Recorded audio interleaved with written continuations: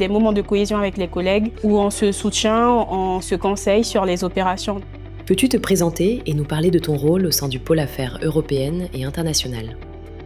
Je m'appelle Robert, je suis instructrice FSE-FEDER au sein du pôle des affaires européennes depuis septembre 2025.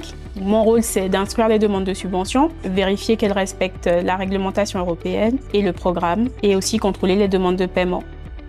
À quoi ressemble une journée type dans ton métier ? Il n'y a pas de journée qui se ressemble au pôle des affaires européennes.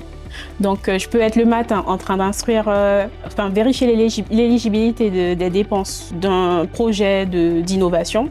Et puis l'après-midi, je peux être au téléphone à contacter un porteur pour lui expliquer des informations sur son opération en cours. Qu'est-ce qui te plaît le plus dans ton poste ou dans tes missions au quotidien ? Je dirais la diversité des projets que j'instruis. On ne s'ennuie jamais. Donc on peut avoir des projets dans l'action sociale et puis le lendemain, on est dans l'innovation.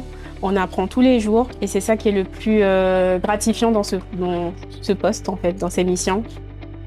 Selon toi, quelles qualités ou compétences sont essentielles pour exercer ce métier ?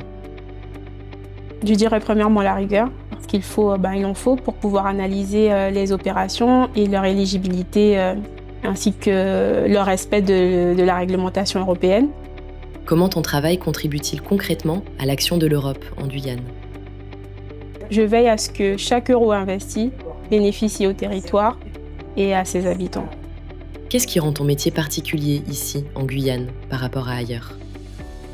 C'est vraiment la diversité des acteurs et leurs contraintes. On peut avoir des porteurs qui sortent d'Apatou et qui ont du coup des problématiques qui sont différentes que d'un porteur qui est à Cayenne et qui lui aussi aura ses particularités. Si tu pouvais transmettre un message aux porteurs de projets guyanais qui hésitent à se lancer, ce serait quoi ? Déposez vos demandes de subvention, allez-y, faites-le. On peut penser que les fonds européens, c'est compliqué, mais vous pouvez vous faire accompagner. Il y a des personnes qui en ont besoin. Donc, pensez aux autres et faites le pas. Si tu devais résumer tes missions en un mot, ce serait quoi ? Ça, c'est simple, je dirais contrôle.